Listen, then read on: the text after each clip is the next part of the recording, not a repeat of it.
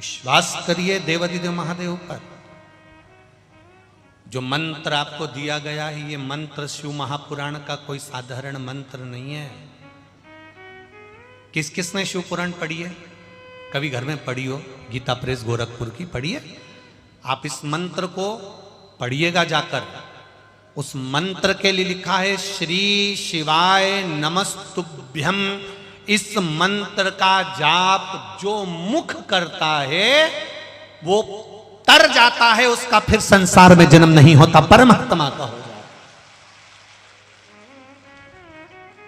और यहां तक शिव महापुराण में लिखा है कि इस मंत्र को बोलने वाला का मुख का मात्र दर्शन कर लो तो 71 पीढ़ी पार उतर जाती है। जो मात्र दर्शन कर लेता है, ये सब अविरल आनंद देने वाला भगवान शिव का मूल मंत्र का स्मरण है, श्री शिवाय नमस्तुभ्यम। केवल मंत्र, चलते फिरते जाते आते खाते पीते जप लो। कई लोग पूछते हैं गुरुजी ये मंत्र नहाने के बाद जपें कि नहा के जपें? तो नहाने के पहले बासी रहें और मंत्र बोल लें, कभी मुंह से निकल जाए तो हमने कहा मरने का जो समय होता है वो नहाने के बाद होता है कि नहाने के पहले होता है? बोलो रे बैतुल वालों, मरने का समय कब है? नहाने के? यमराज कहेगा तू नहा ले फिर मैं आ जाऊंगा। यमराज कहेगा तू आराम से नहा ले, कमला तू नहा ले हो, फिर सिंगार मिंगार कर ले, छोटी मोटी बांध ले, फिर मैं तुझे आराम से ले जाऊंगा हो, तू नहा ले हो। भगवान इतनी देर इंतजार करेगा क्या? नहीं। जब मरने का समय नहीं देखा जाता कि बासी मर रहे कि नहा के मर रहे, तो मंत्र का भी कोई समय नहीं देखा जाता कि बासी जप रहे कि नहा के जप रहे। तुम तो जपो कलयुग केवल नाम धारा, सुमर सुमर नर उतरहि पारा। कली काल में नाम की आधारशिला को जपो, उसको समझ कर जपो, उसको ज्ञात कर कर। ये किसी के पास में तांबे का पात्र होता है, किसी के पास में एल्युमिनियम का पात्र होता है, किसी के पास में, तुम्हारे घर में भी बर्तन होंगे, कोई स्टील का होगा, कोई एल्युमिनियम का होगा, कोई तांबे का होगा, कोई पीतल का होगा, कोई कांसे का होगा, कोई चांदी का होगा, कोई सोने का होगा, कोई मिट्टी का होगा। ये तो बर्तन के ऊपर है कि आपका बर्तन कैसा है। दूध देने वाले ने दूध बर्तन में डाल दिया, बर्तन अगर साफ है तो दूध नहीं फटेगा। दूध कब फटता है? जब बर्तन अंदर से गंदा होता है तब दूध फटता है, नहीं तो दूध फट नहीं सकता।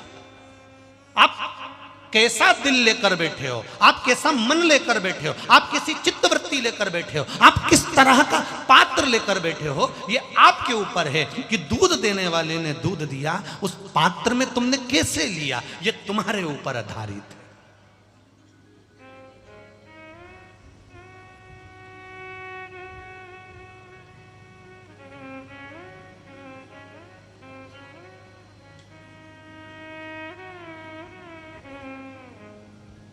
अब ये आपके ऊपर आधारित है, आप उसको किस तरह से ग्रहण कर रहे हो, आप उसको किस तरह से ले रहे हो। अभी कथा के पहले दिन की बात है, हमने यहां से व्यासपीठ से कहा था हम बदलेंगे, युग बदलेगा, हम सुधरेंगे, युग सुधरेगा। कब सुधरेगा? जब हम सुधरेंगे। अब इतनी जोरदार बात कहने के बाद भी जिसका पात्र जैसा होगा उसको वैसा प्राप्त हो जाता है। किसी को बुरा लग जाता है, किसी को अच्छा लग जाता है, पर यह व्यासपीठ किसी को बुरा बताने के लिए नहीं है। यह व्यासपीठ ज्ञान प्रदर्शित करने के लिए है कि भगवान का भजन, भगवान का स्मरण, भगवान की भक्ति की हमको बदलना है।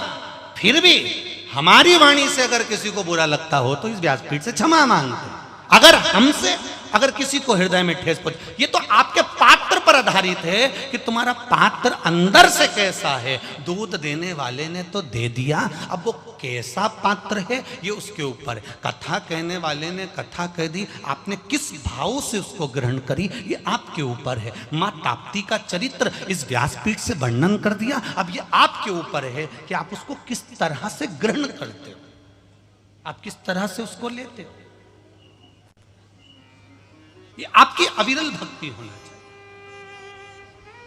हम सुधरेंगे, बोलो बोलो, युग सुधरेगा। हम बदलेंगे, युग बदलेगा। धर्म की अधर्म का, प्राणियों में विश्व का कल्याण कब होगा? जब हम स्वयं बदलेंगे। तब तक होएगा क्या? हम दुनिया को बदलना चाहें और अपने आप को नहीं बदलें। हम सास के मैं मेरी बहू को बदल दूंगी और बहू के मैं सास को बदल दूंगी। अरे मेरा एक निवेदन स्वीकार कर लो, तुम अपने आप को बदल लो, किसी को बदलने की जरूरत ही नहीं पड़ेगी। अपने आप को बदलो, स्वयं को बदलो। हम अपने को बदलना चाहते हैं।